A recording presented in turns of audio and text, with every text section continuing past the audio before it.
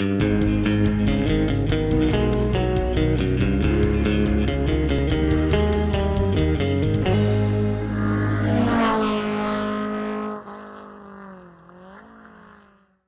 everybody, it's Charlie and Nathan from Daily Motor, and welcome to our comparison between the Can-Am Ryker and a motorcycle, in this case, the 2019 Suzuki V-Strom 650. Today we're going to go out on a little bit of a ride. We're going to kind of ride back and forth and sort of just talk about the differences between a three-wheeled motorcycle, such as this Can-Am Ryker, and your traditional two-wheel motorcycle. Spoiler alert, they're quite different, even though you might sort of just see one and be like, oh, it's just like a motorcycle, like same sort of thing. It's a different sort of riding style, probably a different sort of rider, and different strengths and weaknesses. So without too much further ado, let's get out and get riding. Quick overview on both. This is a 2021 Can-Am Ryker. It's a 900 Ace. That means it's packing about 82 horsepower, mated right up to the rear wheel. Practically car tires added to this thing, and really it's more comparable to a snowmobile than a motorcycle, but you can ride it on road. Obviously it's street legal. You do need some sort of motorcycle endorsement, whether it's a two-wheel motorcycle endorsement or a three-wheel, at least here in the state of Michigan. But it's a lot of fun. If you do want to see more on it, check the links in the description. We've got some other videos on it.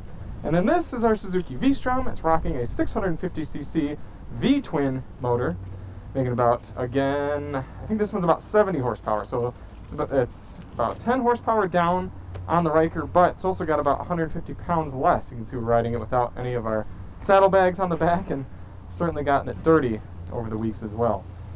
So if you do want to see more on the V-Strom, we've done plenty of videos. I'll put the link to our to some of those in the description. Alright, starting it, flip this down, press the little button to get the ignition going.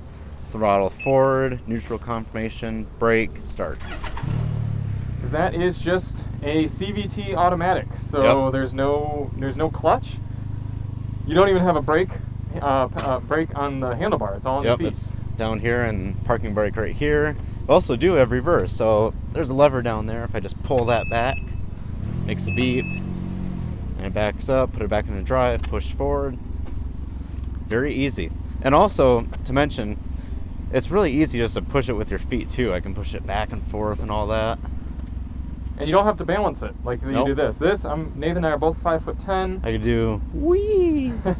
We can't exactly flat foot the V-Strom, but we can get our toes down.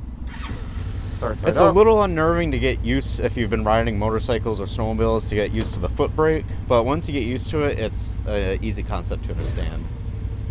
So this does have a traditional 6-speed sequential transmission, so just let out the clutch. Away we go. Nathan has had a little taste of Ryker riding so far, and liked it quite a bit, so I know he's been anxious to get back on the road. To get it into sport mode, you just hold this button down, goes into sport mode, it backs out the traction control and adjusts the throttle body mapping. Yeah, it's not a huge difference between sport mode and normal on there, but it does help a little bit, helps it feel a little bit quicker, because being a CVT and a little bit extra weight, you don't get the snappiness like you do on a traditional bike. It was much better than I was expecting. I was expecting the back wheel to kind of like punch me up in the back, but it really doesn't. Yeah, the ride on that is surprisingly good. One of the main things, obviously, with a motorcycle, just two wheels, is your body is part of the experience. You can see I'm coming up into this right lane.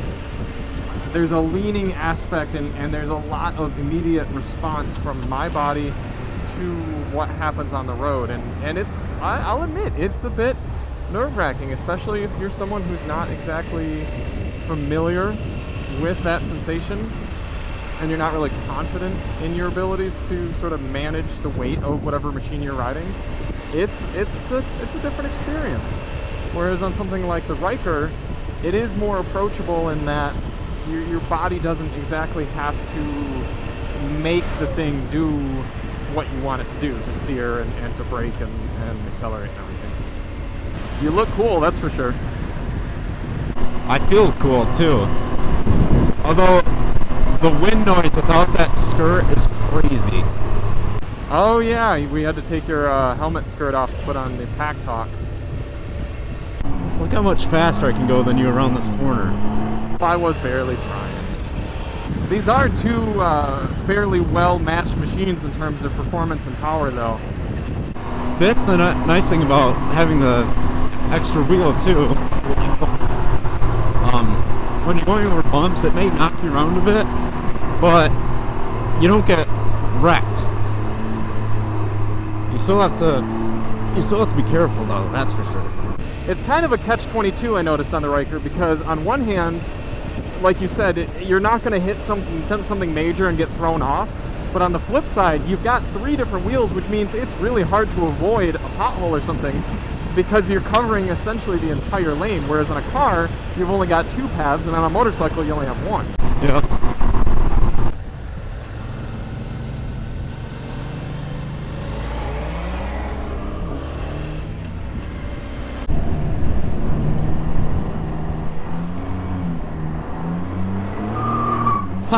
Drifting. Coming out of that roundabout, I was able to get a little bit of a drift on, and that's the fun thing about this. It's more like a car in that aspect, and it's so easy to do it. And once it steps out a little bit, the traction control kicks in and just kind of in sport mode keeps you kind of like in a level drift. It doesn't let you overdo it. Yeah, absolutely. And once you kind of figure out how to do that and how to get comfortable with it, I do think you'd go through a lot of rear tires on that thing. I will say that 900 engine is so butter smooth that it does take away a little bit from the experience. Like when you drop 3 gears in this, it gets really loud. There's a lot of vibration. There's a lot of character. The Ryker, you know, you're not shifting, and it's so smooth. It's almost like a downside that it's so smooth. It responds quickly, but yeah, it's so smooth, and the engagement is so smooth that you don't get thrown back at all. The other thing about this is you feel like you have more presence. I agree. Yep. You don't feel quite as much like you're going to get run over. Damn traction control. Even in sport mode, the traction control still kicks in a lot. You'll have a little bit more fun in this dirt, because I know I rode it around a little bit in dirt the other day, and I know it's a lot of fun. Oh yeah, wow. And this really shows where the Ryker is more fun. Is if you're doing a lot of like dirt roads or lower traction situations, you really have to be careful and know what you're doing to be a veteran rider on this. But I can see in my rearview mirror that Nathan is zooming that thing around, no problem. Yeah. Turn around here.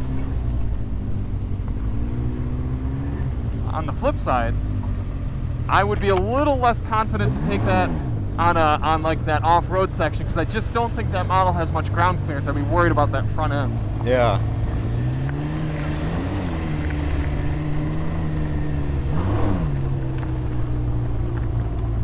Let's see, let's go through this. One thing I love about this setup is you can see the suspension working as you ride it. It's cool to watch the wheels move around and stuff. Mm-hmm. Let's slide it around a little bit.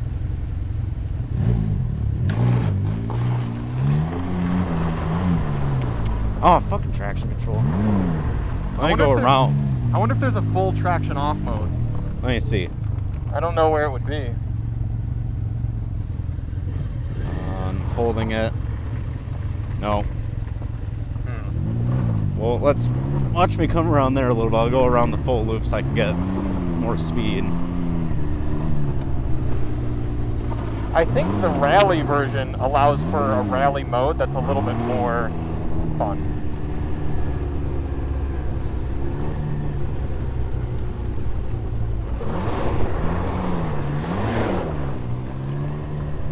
Okay, so that's fun, right? Yeah. And I don't want to do it too much because there's a lot of people leaving right now, and I don't want to piss people off too much, but let me just do a little bit on this pavement right here. It kind of kills the fun a bit too much. And for me, since I've been on four-wheelers my whole life, snowmobiles, I know like how to kind of kick. On this, it's familiar. I know how to parking brake. I know to like kind of kick the tail end with my butt. All that kind of like comes back. Yeah. Yep. All right, well, let's switch it up. Now, Nathan's still a little new on the V-Strom, so we're just going to be taking it nice and easy, but it'll allow me some time to talk on the Ryker. Now, these foot pegs are adjustable. I've kind of been playing back and forth with where I like them best, but I've been kind of having them back a little bit more like a bike type of position. Ready? Yep. Oh, parking brake. I gotta say, every morning that I get on this and go to ride, I'm having fun. It's been a fun experience. And even right now, it's kind of more relaxing than the motorcycle. Yeah, this is a bit more, it's a heavy, I've ridden a Grom around a lot, and I'm very comfortable on one of those, but on this, you got all this weight. This is big, it's heavy. I'm not an experienced motorcyclist. And this week I've jumped on both of these for the first time. The Ryker is much more approachable than a motorcycle. Absolutely. I think it was a good move for Can-Am to just do the one brake on this because, again, it's that whole accessibility idea. It's the fact that, especially if you were someone who's not used to riding a motorcycle, which has 4 different controls, one for each foot, one for each hand, you can just get on this and you only have to focus on essentially 2 controls, and it's, again, just an easier experience. You have self-canceling turn signals, so you don't have to worry about that. I think someone could it'd be much easier for someone to just get on and learn on this than a motorcycle. Oh yeah, definitely. The front suspension is really good. The back suspension definitely sends some bumps up through your butt.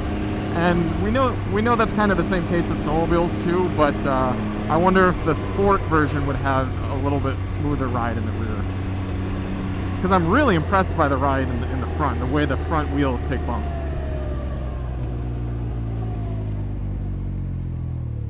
When you come to a stop on the Ryker, you can just sit, whereas Nathan will have to put a foot down. Yeah. Ready? Yep.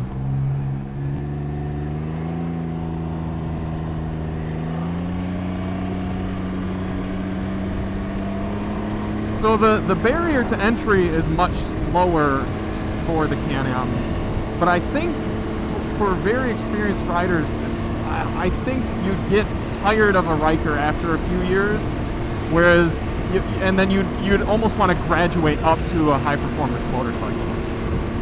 I think there are certainly people who maybe they don't plan on riding for a lot. Like, again, maybe you live in Canada, maybe you live in Michigan like we do, where the weather's already starting to go crap. And it's not like you're in Southern California where you plan on riding your motorcycle day in and day out every single day. Maybe you just want a weekend sort of toy, and the Ryker would be good for that because it's a little bit safer, it's a little bit just easier, more casual. You could throw a rear seat on this, you could get a Spider, and then it would be faster and a little bit more of a touring machine. Whew. And it is such a smooth power. Nathan, you're probably noticing on the V-Strom, I mean, it's the engine's a little bit more exciting, but you got to work for it. Maybe exciting once you get used to it, but it's a little unnerving sometimes, that's for sure. Yeah, but this is also like literally your first time riding it on public streets.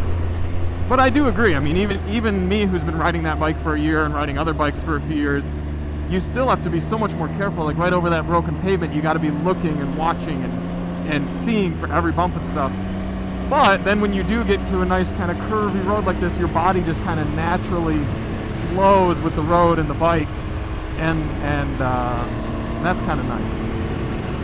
Also, I would be interested in opting for the optional windshield on the Ryker. I think that would it would be nice. And can you get heated grips on the Ryker? I don't think so. Okay, well you could probably add some aftermarket. I mean, the V-Strom has aftermarket grips.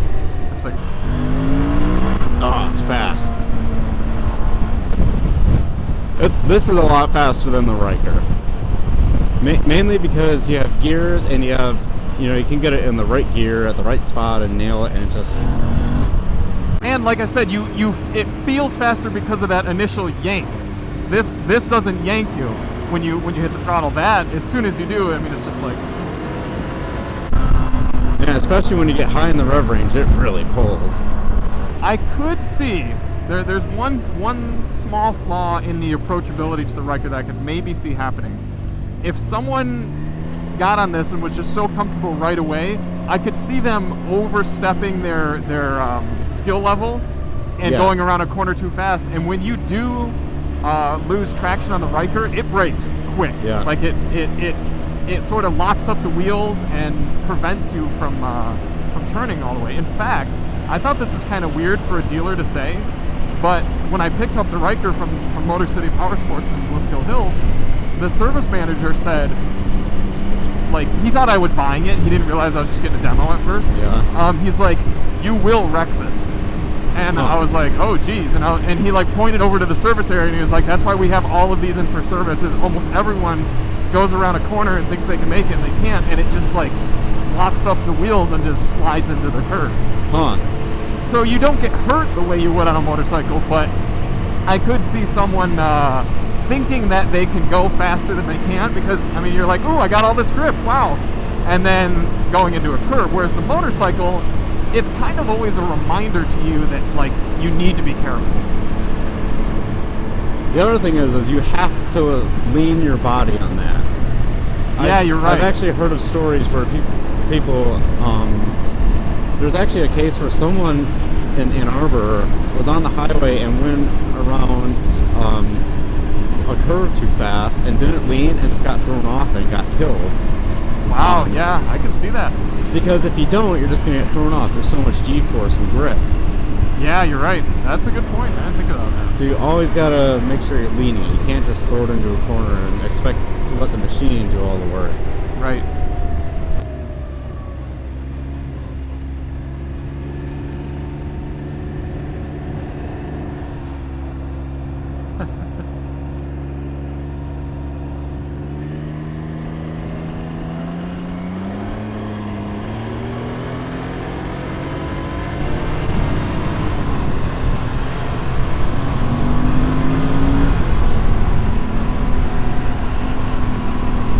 But yeah, it is relaxing to just kind of like take one hand off the handlebars and just kind of like cruise, and then you come up to a corner like this and you kind of lean in and you go, "Meow." Oh, but then right there, that kind of like did a weirdness with the front and kind of, I don't know. It's Did that to me on the roundabout.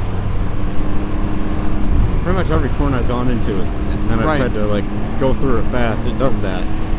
The reason why they probably have that on there is so many people, like you said, get on it and have overconfidence and then wreck them, so they try and have, they nanny you a lot. But once you get used to it, once you like know the limits, it would be nice to be able to disable those nannies. The motorcycle, I will say, is a bit more relaxing around corners when you're just cruising, because the bike leans in, you lean in, and you're not going to fight to not get thrown off. right.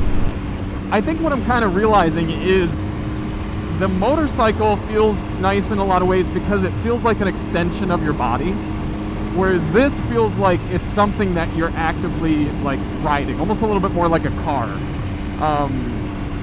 The bike, once you kind of get the hang of it, it just feels natural, where you kind of just like you're gonna come into this left turn and you're kind of lean down.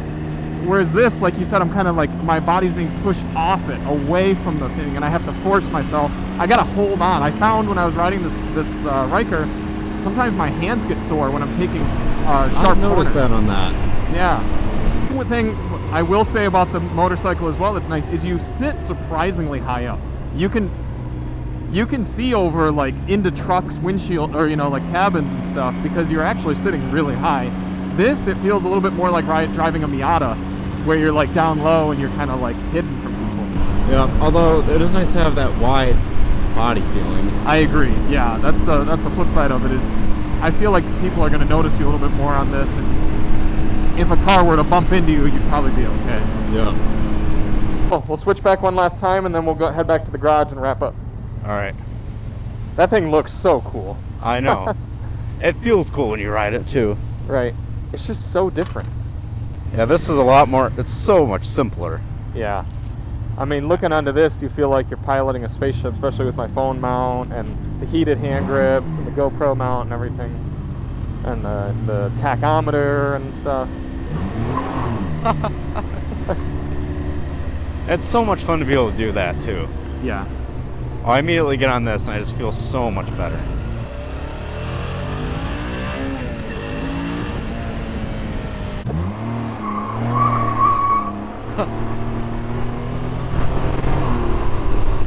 Here, let's do a 20 mile per hour roll race.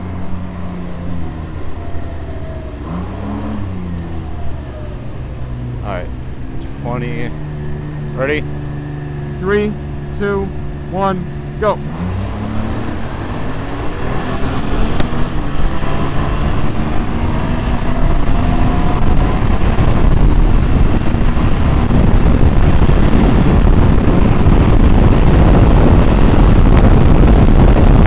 Honestly, not that bad. Yeah. But like you said, I mean, a mixture between the direct connection of the gears here and the exhaust noise and the engine noise and everything, this feels like you're going a lot faster, even though it's not that much faster. Yeah. It's kind of like driving a luxury sedan versus like a Miata or a Mustang or something. Like, even if they're the same speed, or kind of like your Taurus SHO in a way, it just masks its speed differently. Yeah. I've said many times before, it's probably the most fun thing I've ridden. I've always wanted to try one too. Yeah, me too. That's the thing, I was mostly just curious. Oh. Some old lady. Going over that speed. Let's go harass Chris Brower.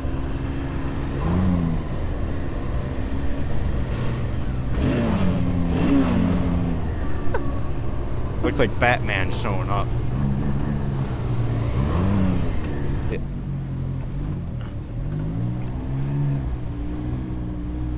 Yeah, you have to really adjust when you're turning this way. I pulled a tendon back there. It hurt really bad.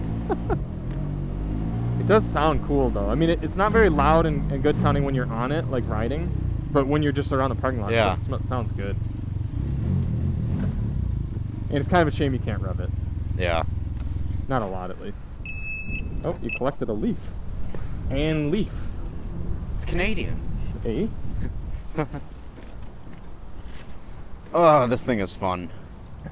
I think the overall wrap is the motorcycle. If you've already been motorcycling for a lot in your life, a Ryker or Spider could fit into your lifestyle, but I don't think it's going to scratch the same itch as a motorcycle will. But for someone who's more entry level into the sport or has never ridden something like this and wants to get in, I think this is a more approachable entry. And I'm kind of trying to think of sort of like the Grom as well. I would even say it's easier than riding the Grom. I mean, yeah. Like once you know, let me put it this way as well. It kind of depends on your recklessness and your confidence levels.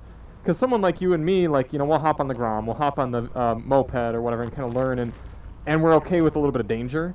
This feels like a much safer way to get into this kind of activity. Yeah. And at a starting price of $9,000 and I think about $10,500 for the 900 model, which I'd kind of recommend getting the 900. Yeah. It makes for really not that high of a barrier of entry. You can get some more exciting colors. You can get a windshield, a passenger seat. You can even get speakers for these things. Yeah. I mean, make it look kind of unique to yourself. You can get all types of different colors when you go customize. Yep, you can get a little bit more of an off-roady model and stuff. But one downside we do have to point out is the fact that they've been making the Spider for a while, but they haven't been making the Ryker for very long, so it's very hard to get a good deal on one used. Yeah, and they're all, because these are the only ones and don't tell me about the Honda Trikes or the Harley Trikes. Those are not these at all. Yep. I had so many people that, it's just a trike. It's not a trike. It is not one of those at all. It's built from the ground up to be a three-wheeler. But because BRP is the only one that makes these, the only company that makes a Spider, these hold their value so well. Like when we were looking at used ones, like ones with 1,000 miles on them might be like a few $100s cheaper. Yeah. Right. They don't depreciate, which if you're buying one new is good, but if you're buying one used, like if you want to try and get a deal, it's a bit difficult. And after they come out with more and more model years, that'll start to balance out a bit. But in comparison, if you wanted to get into motorcycling, you could pick up a 10 or 15-year-old version of a bike like this, or maybe its sibling, the Suzuki, why am I blanking on the name? SV650. You can get one of those for like $3,000 and still plenty perfectly working and everything. Maybe you'll pay a little bit more to get something with ABS. So you do kind of have to consider that pro and con. I think this is a better machine for someone who's either wants to ride it all year round in a colder weather climate like this, or is a little bit newer to the sport. But you can't ignore kind of a little bit more how natural motorcycles feel versus this, whereas when we were riding, this is kind of an extension of your body. It flows with you. It's more direct. This feels more like you're piloting a machine, for better or for worse. It would be tempting for me, especially as someone who does like to ride year-round. If I lived up north, maybe where the winter is longer, well, I guess I could take this, but you also just have snowmobiles. So this just feels like a more natural experience to me because I'm used to it. Yeah. But there's nothing wrong. I enjoy riding the Ryker a lot as well. Yeah. In the real world, that's cheaper. Oh, yeah. Yeah, it definitely is, and I like cheap. But I definitely think there's a right option. This is the right option for a lot of people. Yeah. And what's also cool is all the different color combinations. Like you can get like camo and this nice cool like ultra blue color and neon yellow and green and stuff. Yeah, cool. Well, thank you all so much for watching. If you do want to see more on either of these machines, we'll put links up in the description. And we'll see you on the next one. We're Charlie and Nathan from Daily Motor, and as always, ride on.